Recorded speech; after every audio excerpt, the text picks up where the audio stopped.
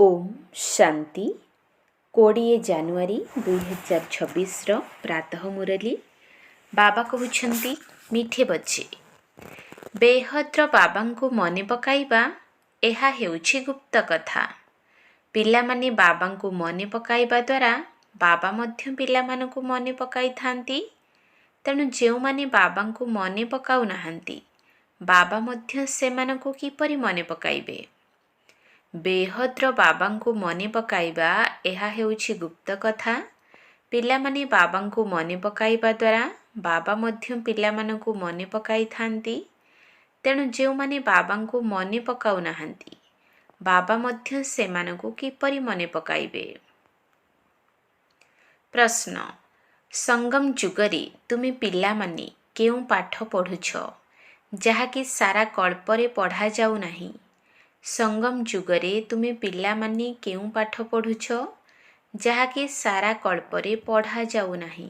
उत्तर, जीवित अवस्थारे शरीररु अलगा हेबार अर्थात मृत हेबार पाठ एबे ही तुमे माने पढुछ, काहींकिना तुमको कर्मातीत हेबाकू पड़िबो। बाकी शरीर रे थिबा पर्यंत कर्म तो करिबाकू हेबो। तुमर मन मध्य सेतेबेले अमन रहिबो जेतेबेले शरीररु मुक्त होई जिवो। सेथिपाई मन को जीतिले जगत जीत होई परिबे नाही, किंतु माया को जीतिले जगत जीत हेबो। ओम शांति। बाबा बसी संतान मानकु बुझाउछंती, काहींकिना एहा तो पिला माने जानिछंती अज्ञानी को ही पाठ पढ़ा जाई थाए। एबे बेहद्र बाबा उच्चरु उच्च भगवान आसुछंती, तेबे काहाकू पढ़ाउथिबे।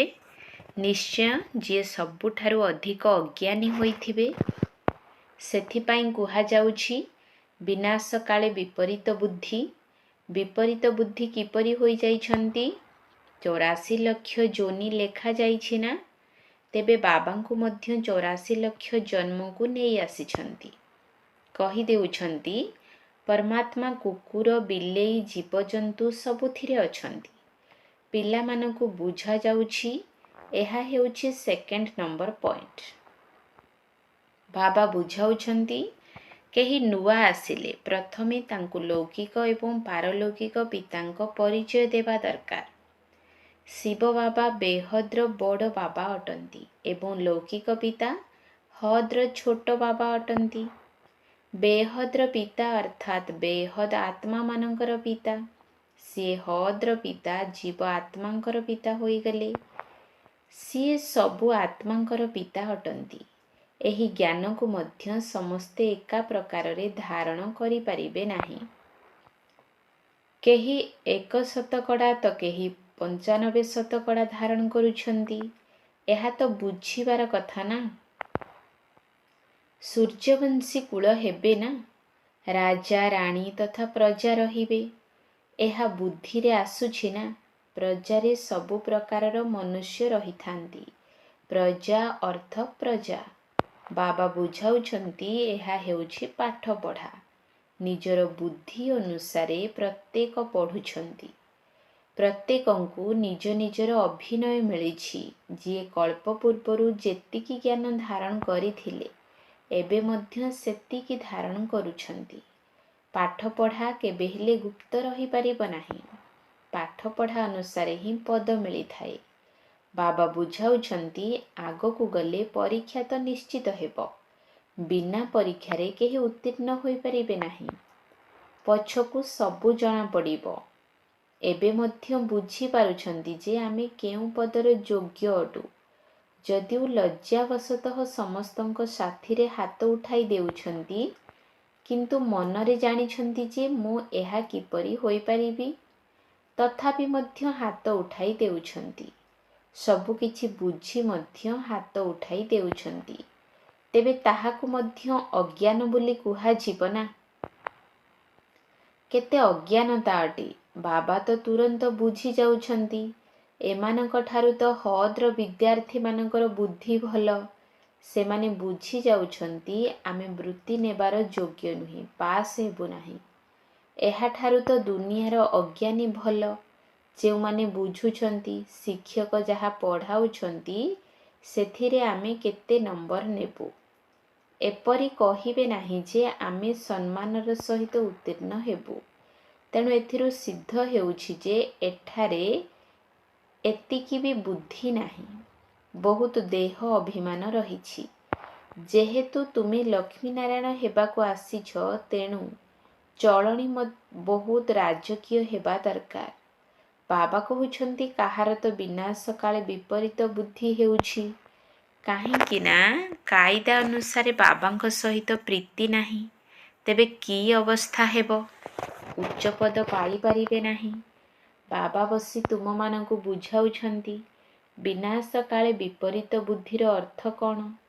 ପିଲାମାନେ ହିଁ ଯଦି ସମ୍ପୂର୍ଣ୍ଣ ନ ବୁଝିପାରିଲେ ତେବେ ଆଉ ଅନ୍ୟମାନେ କ'ଣ ବୁଝିବେ? ଯେଉଁମାନେ ଭାବୁଛନ୍ତି ଆମେ ଶିବ ବାବାଙ୍କର ସନ୍ତାନ ଅଟୁ, ସେହିମାନେ ହିଁ ପୂରା ଅର୍ଥକୁ ବୁଝୁନାହାନ୍ତି। ବାବାଙ୍କୁ ମନେ ପକାଇବା ଏହା ତ ହେଉଛି ଗୁପ୍ତ କଥା। ପାଠପଢ଼ା ତ ଗୁପ୍ତ ନୁହେଁ ନା। ପାଠପଢ଼ାରେ ସମସ୍ତେ କ୍ରମ ଅନୁସାରେ ଥାଆନ୍ତି। ସମସ୍ତେ ତ ଏକାପରି ପାଠ ପଢ଼ିବେ ନାହିଁ। ବାବା ତ ଜାଣିଛନ୍ତି ଏମାନେ ବର୍ତ୍ତମାନ ଛୋଟ ପିଲା ଅଟନ୍ତି। ଏମାନେ ବେହଦ୍ର ବାବାଙ୍କୁ 3 ମାସ ପର୍ଯ୍ୟନ୍ତ ମନେ ପକାନ୍ତି ନାହିଁ। କିପରି ଜଣାପଡ଼ିବ ଯେ ମନେ ପକାଉଛନ୍ତି? ଯେତେବେଳେ ତାଙ୍କର ଚିଠି ଆସିବ। ପୁଣି ସେହି ଚିଠିରେ ସେବାର ସମାଚାର ମଧ୍ୟ ଥିବା ଦରକାର ଯେ ଏହି ସବୁ ରୁହାନୀ ସେବା କରୁଛି। ପ୍ରମାଣ ଦରକାର ନା। ଏପରି ତ ଦେହ ଅଭିମାନୀ ମାନେ ରହିଛନ୍ତି ଯିଏକି କେବେ ବି ବାବାଙ୍କୁ ନା ମନେ ପକାଇଥାନ୍ତି ନା ସେବାର ପ୍ରମାଣ ଦେଇଥାନ୍ତି। କେହି କେହି ତ ସମାଚାର ଲେଖିଥାନ୍ତି ବାବା ଅମୁକ ଅମୁକ ଆସିଥିଲେ, ତାଙ୍କୁ ଏହିପରି ବୁଝାଇଲି। ତେବେ ବାବା ମଧ୍ୟ ବୁଝିଯାଆନ୍ତି ଯେ ପିଲା ବଞ୍ଚିଛି, ସେବାର ଠିକ୍ ସମାଚାର ଦେଉଛି। କେହି ତ 3-4 ମାସ ପର୍ଯ୍ୟନ୍ତ ପତ୍ର ଲେଖୁନାହାନ୍ତି। କୌଣସି ସମାଚାର ନଥିଲେ ବୁଝିବେ ମରିଗଲା ଅଥବା ରୋଗରେ ପଡ଼ିଛି। ବେମାର ମନୁଷ୍ୟମାନେ ଲେଖିପାରିବେ ନାହିଁ। ଅନେକ ଏପରି ମଧ୍ୟ ଲେଖିଥାନ୍ତି ଯେ ମୋର ଦେହ ଭଲ ନଥିଲା, ସେଥିପାଇଁ ପତ୍ର ଲେଖିନଥିଲି। କେହି ତ ବେମାର ଅଛନ୍ତି ବୋଲି ସମାଚାର ମଧ୍ୟ ଦେଉନାହାନ୍ତି, କାରଣ ଦେହ ଅଭିମାନ ରହିଛି। ପୁଣି ବାବା ମଧ୍ୟ କାହାକୁ ମନେ ପକାଇବେ। ବାବାଙ୍କୁ ମନେ ପକାଇଲେ ବାବା ମଧ୍ୟ ମନେ ପକାଇବେ, କିନ୍ତୁ ସେମାନଙ୍କର ଦେହ ଅଭିମାନ ରହିଛି। ବାବା ଆସି ବୁଝାଉଛନ୍ତି ମୋତେ ସର୍ବବ୍ୟାପୀ କହି 84 ଲକ୍ଷ ମଧ୍ୟ ଅଧିକ ଯୋନିକୁ ନେଇଯାଉଛନ୍ତି। ମନୁଷ୍ୟମାନଙ୍କୁ ପଥର ବୁଦ୍ଧି ବୋଲି କୁହାଯାଉଛି। ଭଗବାନଙ୍କ ନିମନ୍ତେ କହିଦେଉଛନ୍ତି ପଥର ଗୋଡ଼ି ଭିତରେ ବିରାଜମାନ କରିଛନ୍ତି। ତେବେ ଏହା ବେହଦ୍ର ଗାଳି ହେଲା ନା। ସେଇଥିପାଇଁ ବାବା କହୁଛନ୍ତି ମୋର କେତେ ଗ୍ଲାନି କରୁଛନ୍ତି। ଏବେ ତୁମେ ତ କ୍ରମ ଅନୁସାରେ ବୁଝିଗଲଣି। ଭକ୍ତି ମାର୍ଗରେ ଗାୟନ ମଧ୍ୟ କରୁଛନ୍ତି। ଆପଣ ଆସିଲେ ଆମେ ସମର୍ପଣ ହୋଇଯିବୁ, ଆପଣଙ୍କୁ ଉତ୍ତରାଧିକାରୀ କରିବୁ। ସେମାନେ ଉତ୍ତରାଧିକାରୀ କରୁଛନ୍ତି, ପୁଣି କହୁଛନ୍ତି ଯେ ପଥର ଗୋଡ଼ିରେ ଅଛ। କେତେ ଗ୍ଲାନି କରୁଛନ୍ତି। ସେଥିପାଇଁ ବାବା କହୁଛନ୍ତି ୟଦା ୟଦା ହି ଧର୍ମସ୍ୟ। ଏବେ ତୁମେ ସନ୍ତାନମାନେ ବାବାଙ୍କୁ ଜାଣିଛ, ତେଣୁ ବାବାଙ୍କର କେତେ ମହିମା କରୁଛ। କେହି କେହି ମହିମା ତ କ'ଣ କେବେ ମନେ ପକାଇ 2ଟି ଅକ୍ଷର ମଧ୍ୟ ଲେଖୁନାହାନ୍ତି। ଦେହ ଅଭିମାନୀ ହୋଇଯାଉଛନ୍ତି। ତୁମେ ସନ୍ତାନମାନେ ଜାଣିଛ ଯେ ଆମକୁ ବାବା ମିଳିଛନ୍ତି। ଆମର ବାବା ଆମକୁ ପାଠ ପଢ଼ାଉଛନ୍ତି। ଭଗବାନ ବାଚ ଅଟେ ନା। ମୁଁ ତୁମକୁ ରାଜଯୋଗ ଶିଖାଉଛି। ବିଶ୍ୱର ରାଜତ୍ୱ କିପରି ପ୍ରାପ୍ତ କରିବ, ସେଥିପାଇଁ ତୁମକୁ ରାଜଯୋଗ ଶିଖାଉଛି। ବିଶ୍ୱର ବାଦଶାହୀ ନେବା ପାଇଁ ଆମେ ବେହଦ୍ର ବାବାଙ୍କ ନିକଟରେ ପାଠ ପଢ଼ୁଛୁ। ଏହି ନିଶା ରହିଲେ ଅସରନ୍ତି ଖୁସି ମିଳିବ। ଯଦିଓ ଗୀତା ବି ପଢ଼ୁଛନ୍ତି, କିନ୍ତୁ ଯେପରି ସାଧାରଣ ବହି ପରି ପଢ଼ୁଛନ୍ତି। କିନ୍ତୁ ଗୀତା ପଢ଼ୁଥିବା ବା ଶୁଣାଉଥିବା ବ୍ୟକ୍ତିଙ୍କ ଭିତରେ ମଧ୍ୟ ଏତେ ଖୁସି ରହୁନାହିଁ। କେବଳ ଗୀତା ପାଠ ସାରି ଦେଇ ନିଜ ନିଜର କର୍ମଧନ୍ଦାକୁ ଚାଲି ଯାଉଛନ୍ତି। ତୁମ ବୁଦ୍ଧିରେ ଅଛି ଯେ ଏବେ ବେହଦ୍ର ବାବା ଆମକୁ ପଢ଼ାଉଛନ୍ତି, ଆଉ କାହାରି ବୁଦ୍ଧିରେ ଏ କଥା ଆସିବ ନାହିଁ ଯେ ଆମକୁ ଭଗବାନ ପଢ଼ାଉଛନ୍ତି। ତେଣୁ ପ୍ରଥମେ କେହି ଆସିଲେ ତାଙ୍କୁ 2 ଜଣ ପିତାଙ୍କର ମହତ୍ଵ ବୁଝାଇବାକୁ ହେବ। କୁହ, ଭାରତ ସ୍ୱର୍ଗ ଥିଲା ନା ଏବେ ନର୍କ ହୋଇଯାଇଛି? ଏପରି ତ କେହି କହିପାରିବେ ନାହିଁ ଯେ ଆମେ ଏବେ ସତ୍ୟ ଯୁଗରେ ଅଛୁ ଏବଂ କଳି ଯୁଗରେ ମଧ୍ୟ ଅଛୁ। ଏହିପରି ଅନେକ କହୁଛନ୍ତି। ଦୁଃଖୀ ମନୁଷ୍ୟ ନର୍କରେ ଅଛନ୍ତି। ଆମେ ତ ବହୁତ ସୁଖରେ ବସିଛୁ। କୋଠା ବାଡ଼ି ଆଦି ସବୁ କିଛି ଅଛି। ବାହାରର ବହୁତ ସୁଖ ଦେଖୁଛନ୍ତି ନା। ଏକଥା ମଧ୍ୟ ତୁମେ ଏବେ ବୁଝୁଛ ଯେ ସତ୍ୟଯୁଗୀ ସୁଖ ତ ଏଠାରେ ମିଳିପାରିବ ନାହିଁ। ଏପରି ମଧ୍ୟ ନୁହେଁ ଯେ ସତ୍ୟଯୁଗକୁ କଳିଯୁଗ ଅଥବା କଳିଯୁଗକୁ ସତ୍ୟଯୁଗ ବୋଲି କହିବା ଏକା କଥା ଅଟେ। ଏପରି ଭାବନା ରଖୁଥିବା ମନୁଷ୍ୟଙ୍କୁ ଅଜ୍ଞାନୀ ବୋଲି କୁହାଯିବ। ତେଣୁ ପ୍ରଥମେ ବାବାଙ୍କର ପରିଚୟ ଦେବାକୁ ହେବ। ବାବା ହିଁ ନିଜର ପରିଚୟ ଦେଉଛନ୍ତି, ଆଉ ତ କେହି ଜାଣିନାହାନ୍ତି। କହିଦେଇଛନ୍ତି ପରମାତ୍ମା ସର୍ବବ୍ୟାପୀ ଅଟନ୍ତି। ଏବେ ତୁମେ ଚିତ୍ରରେ ଦେଖାଉଛ। ଆତ୍ମା ଏବଂ ପରମାତ୍ମାଙ୍କର ରୂପ ତ ଏକ।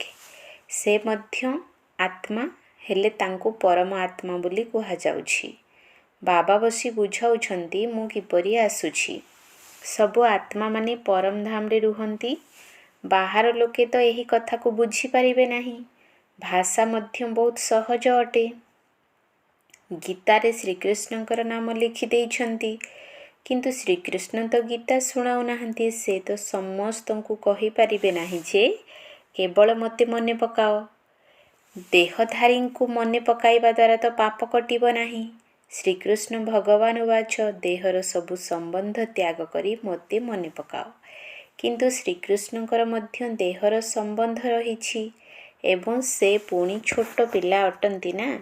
ଏହା ମଧ୍ୟ କେତେ ବଡ଼ ଭୁଲ ଅଟେ। ଗୋଟିଏ ଭୁଲ ଯୋଗୁଁ କେତେ ଫରକ ଆସିଯାଉଛି। ପରମାତ୍ମା ତ ସର୍ବବ୍ୟାପୀ ହୋଇପାରିବେ ନାହିଁ।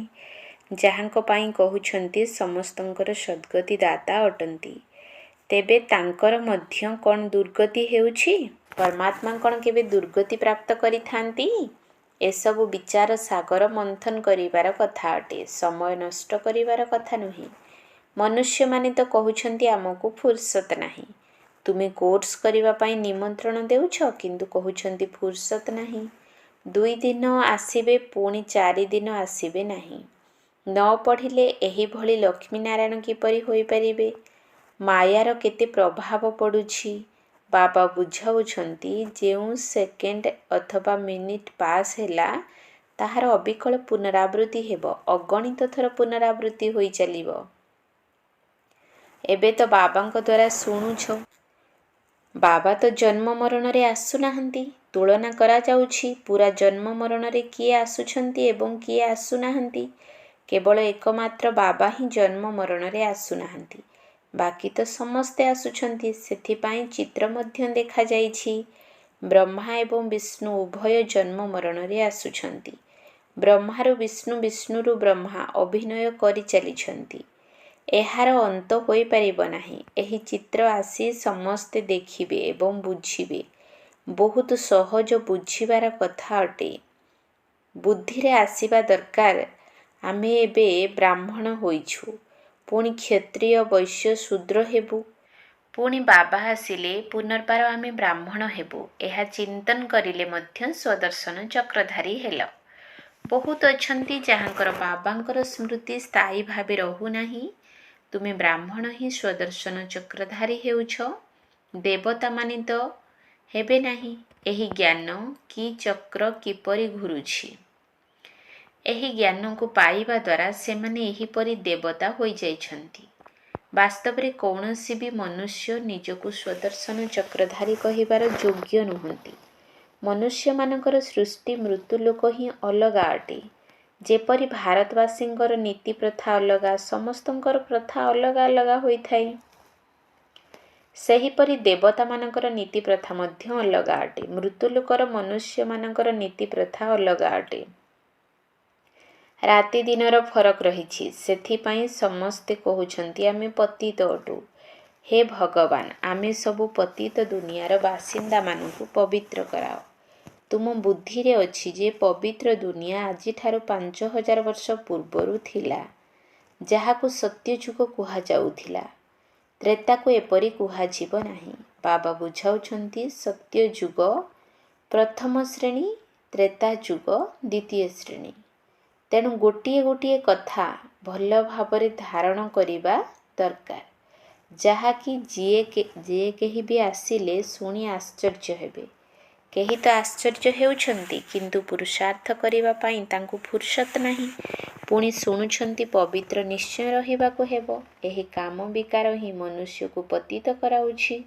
ଏହାକୁ ଜିତିବା ଦ୍ୱାରା ହିଁ ତୁମେ ଜଗତ ଜିତ ହେବ। ବାବା କହୁଛନ୍ତି ମଧ୍ୟ କାମ ବିକାରକୁ ଜିତି ଜଗତ ଜିତ ହୁଅ। ମନୁଷ୍ୟ ପୁଣି କହିଦେଉଛନ୍ତି ମନକୁ ଜିତି ଜଗତ ଜିତ ହୁଅ। ମନକୁ ବଶ କର, ତେବେ ମନ ଅମନ ସେତେବେଳେ ହେବ ଯେତେବେଳେ ଶରୀର ନଥିବ। ବାକି ମନ କେବେ ଅମନ ହୋଇନଥାଏ। ଦେହ ମିଳିଛି ହିଁ କର୍ମ କରିବା ପାଇଁ। ତେଣୁ କର୍ମାତୀତ ଅବସ୍ଥାରେ କିପରି ରହିପାରିବ? ମୁର୍ଦାରକୁ କର୍ମାତୀତ ଅବସ୍ଥା ବୋଲି କୁହାଯାଏ। ଜୀବଦଶାରୁ ମୁର୍ଦା ଶରୀରରୁ ଅଲଗା। ତୁମକୁ ମଧ୍ୟ ଶରୀରରୁ ଅଲଗା ହେବାର ପାଠ ପଢ଼ାଉଛନ୍ତି। ଶରୀରରୁ ଆତ୍ମା ଅଲଗା ଅଟେ। ଆତ୍ମା ପରମ ଧାମର ବାସିନ୍ଦା ଅଟେ। ଆତ୍ମା ଶରୀରରେ ଆସିଲେ ତାଙ୍କୁ ମନୁଷ୍ୟ କୁହାଯାଉଛି। କମ୍ କରିବା ପାଇଁ ହିଁ ଶରୀର ମିଳୁଛି। ଗୋଟିଏ ଶରୀର ଛାଡ଼ିଦେଲେ କର୍ମ କରିବା ପାଇଁ ଆତ୍ମାଙ୍କୁ ଆଉ ଗୋଟିଏ ଶରୀର ନେବାକୁ ହେବ। ଶାନ୍ତି ତ ସେତେବେଳେ ରହିବ ଯେତେବେଳେ କର୍ମ କରିବାକୁ ପଡ଼ିବ ନାହିଁ। ବାବାଙ୍କୁ ଏବଂ ସୃଷ୍ଟିଚକ୍ରକୁ ଜାଣିବା, ଏହାକୁ ହିଁ ଜ୍ଞାନ କୁହାଯାଉଛି। ଏହି ଆଖି ପତିତ ବିକାରୀ ଥିବା ପର୍ଯ୍ୟନ୍ତ ପବିତ୍ର ଜିନିଷ ଦେଖିପାରିବ ନାହିଁ। ସେଥିପାଇଁ ଜ୍ଞାନର ତୃତୀୟ ନେତ୍ର ଆବଶ୍ୟକ। ଯେତେବେଳେ ତୁମର କର୍ମାତୀତ ଅବସ୍ଥା ହୋଇଯିବ, ଅର୍ଥାତ୍ ଦେବତା ହୋଇଯିବ, ସେତେବେଳେ ଏହି ଆଖି ଦ୍ୱାରା ଦେବତାମାନଙ୍କୁ ହିଁ ଦେଖିବ। ବାକି ଏହି ଶରୀରର ଆଖି ଦ୍ୱାରା ଶ୍ରୀକୃଷ୍ଣଙ୍କୁ ଦେଖିପାରିବ ନାହିଁ। ବାକି ସାକ୍ଷାତକାର କଲେ ସେଥିରୁ କିଛି ମିଳିନଥାଏ। ଅଳ୍ପ କାଳ ପାଇଁ ଖୁସି ମିଳିଥାଏ, କାମନା ପୂରଣ ହୋଇଥାଏ। ଡ୍ରାମାରେ ସାକ୍ଷାତକାରର ମଧ୍ୟ ନିର୍ଦ୍ଧାରିତ ରହିଛି, କିନ୍ତୁ ଏଥିରୁ କିଛି ପ୍ରାପ୍ତି ହୁଏ ନାହିଁ। ଆଚ୍ଛା, ମିଠା ମିଠା ଶିଖିଲ ଧେ ସନ୍ତାନମାନଙ୍କ ପ୍ରତି ମାତା ପିତା ବାପଦାଦାଙ୍କର ମଧୁର ସ୍ନେହ ସମ୍ପନ୍ନ ଶୁଭେଚ୍ଛା ଏବଂ ସୁପ୍ରଭାତ। ଆତ୍ମିକ ପିତାଙ୍କର ଆତ୍ମିକ ସନ୍ତାନମାନଙ୍କୁ ନମସ୍ତେ। ଆତ୍ମିକ ସନ୍ତାନମାନଙ୍କର ଆତ୍ମିକ ବାପଦାଦାଙ୍କୁ ନମସ୍ତେ ନମସ୍ତେ ନମସ୍ତେ। ସୁପ୍ରଭାତ। ଧାରଣା ପାଇଁ ମୁଖ୍ୟ ସାର। 1 ନମ୍ବର ପଏଣ୍ଟ, ମୁଁ ଏହି ଶରୀରରୁ ଭିନ୍ନ ଆତ୍ମା ଅଟେ। ଜୀବିତ ଅବସ୍ଥାରେ ଏହି ଶରୀରରେ ରହି ଯେପରି ମୃତ ଭଳି ଅନୁଭବ କରିବାର ଅଭ୍ୟାସ ଦ୍ୱାରା ନିଜର କର୍ମାତୀତ ଅବସ୍ଥା ଗଢ଼ିବାକୁ ହେବ। ମୁଁ ଶରୀରରୁ ଭିନ୍ନ ଆତ୍ମା ଅଟେ। ଜୀବିତ ଅବସ୍ଥାରେ ଏହି ଶରୀରରେ ରହି ଯେପରି ମୃତ ଭଳି ଅନୁଭବ କରିବାର ଅଭ୍ୟାସ ଦ୍ୱାରା ନିଜର କର୍ମାତୀତ ଅବସ୍ଥା ଗଢ଼ିବାକୁ ହେବ। 2 ନମ୍ବର ପଏଣ୍ଟ, ସେବାର ପ୍ରମାଣ ଦେବାକୁ ହେବ। ଦେହ ଅଭିମାନକୁ ଛାଡ଼ି ନିଜର ସଠିକ୍ ସମାଚାର ଦେବାକୁ ହେବ। ପାସ୍ ୱିଥ୍ ଅନର ଅର୍ଥାତ୍ ସମ୍ମାନର ସହିତ ଉତ୍ତୀର୍ଣ୍ଣ ହେବାର ପୁରୁଷାର୍ଥ କରିବାକୁ ହେବ। ସେବାର ପ୍ରମାଣ ଦେବାକୁ ହେବ। ଦେହ ଅଭିମାନକୁ ଛାଡ଼ି ନିଜର ସଠିକ୍ ସମାଚାର ଦେବାକୁ ହେବ। ପାସ୍ ୱିଥ୍ ଅନର ଅର୍ଥାତ୍ ସମ୍ମାନର ସହିତ ଉତ୍ତୀର୍ଣ୍ଣ ହେବାର ପୁରୁଷାର୍ଥ କରିବାକୁ ହେବ। ବରଦାନ, ନିଜର ଶାନ୍ତ ସ୍ୱରୂପ ସ୍ଥିତି ଦ୍ୱାରା ଶାନ୍ତିର କିରଣ ବିଚ୍ଛୁରିତ କରୁଥିବା ମାଷ୍ଟର ଶାନ୍ତି ସାଗର ଭବ। ନିଜର ଶାନ୍ତ ସ୍ୱରୂପ ସ୍ଥିତି ଦ୍ୱାରା ଶାନ୍ତିର କିରଣ ବିଚ୍ଛୁରିତ କରୁଥିବା ମାଷ୍ଟର ଶାନ୍ତିର ସାଗର ଭବ। ବର୍ତ୍ତମାନ ସମୟରେ ବିଶ୍ୱର ଅଧିକାଂଶ ଆତ୍ମାମାନଙ୍କୁ ସଚ୍ଚା ଶାନ୍ତିର ସବୁଠାରୁ ଅଧିକ ଆବଶ୍ୟକତା ରହିଛି। ଅଶାନ୍ତିର ଅନେକ କାରଣ ଦିନକୁ ଦିନ ବଢ଼ି ବଢ଼ି ଚାଲିଛି ଏବଂ ଆହୁରି ବଢ଼ିବ ମଧ୍ୟ। ଯଦି ବି ନିଜେ ଅଶାନ୍ତ ନଥିବ, ତେବେ ବି ଅନ୍ୟମାନଙ୍କର ଅଶାନ୍ତିର ବାୟୁମଣ୍ଡଳ ବାତାବରଣ ଶାନ୍ତ ଅବସ୍ଥାରେ ବସିବାକୁ ଦେବ ନାହିଁ। ଅଶାନ୍ତିର ଏବଂ ଦୁଶ୍ଚିନ୍ତାର ଅନୁଭବ ବଢ଼ି ଚାଲିବ ଏହିଭଳି ସମୟରେ ତୁମେ ମାଷ୍ଟର ଶାନ୍ତିର ସାଗର ପିଲାମାନେ ଅଶାନ୍ତିର ସଂକଳ୍ପ ଗୁଡ଼ିକୁ ବିଲୀନ କରି ଶାନ୍ତିର ବିଶେଷ ପ୍ରକମ୍ପନ ଖେଳାଅ। ସ୍ଲୋଗାନ ବାବାଙ୍କର ସର୍ବଗୁଣର ଅନୁଭବ କରିବା ପାଇଁ ସର୍ବଦା ଜ୍ଞାନ ସୂର୍ଯ୍ୟଙ୍କ ସମ୍ମୁଖରେ ରୁହ। ବାବାଙ୍କର ସର୍ବଗୁଣର ଅନୁଭବ କରିବା ପାଇଁ ସର୍ବଦା ଜ୍ଞାନ ସୂର୍ଯ୍ୟଙ୍କର ସମ୍ମୁଖରେ ରୁହ। ଅବ୍ୟକ୍ତ ଇସାରା ଏହି ଅବ୍ୟକ୍ତି ମାସରେ ବନ୍ଧନମୁକ୍ତ ହୋଇ ଜୀବନମୁକ୍ତ ସ୍ଥିତିର ଅନୁଭବ କର। ଏହି ଅବ୍ୟକ୍ତି ମାସରେ ବନ୍ଧନମୁକ୍ତ ହୋଇ ଜୀବନମୁକ୍ତ ସ୍ଥିତିର ଅନୁଭବ କର। ଏବେ ସମୟର ସଞ୍ଚୟ, ସଂକଳ୍ପର ସଞ୍ଚୟ ଏବଂ ଶାନ୍ତିର ସଞ୍ଚୟର ଯୋଜନା ପ୍ରସ୍ତୁତ କରି ବିନ୍ଦୁ ରୂପର ସ୍ଥିତିକୁ ବଢ଼ାଅ। ଯେତିକି ବିନ୍ଦୁ ରୂପ ହେବାରେ ସ୍ଥିତି ରହିଥିବ ସେହି ଅନୁସାରେ କୌଣସି ବି ଅମଙ୍ଗଳକାରୀ ପ୍ରେତାତ୍ମାର ବା ଅମଙ୍ଗଳକାରୀ ସଂସ୍କାରର ଶକ୍ତି ତୁମମାନଙ୍କ ଉପରେ ଆକ୍ରମଣ କରିପାରିବ ନାହିଁ। ତୁମେମାନେ ମଧ୍ୟ ସେମାନଙ୍କଠାରୁ ମୁକ୍ତ ରହିବ ଏବଂ ତୁମମାନଙ୍କର ଶକ୍ତି ସ୍ୱରୂପର ସ୍ଥିତି ସେମାନଙ୍କୁ ମଧ୍ୟ ମୁକ୍ତ କରିବ। ଓମ୍ ଶାନ୍ତି।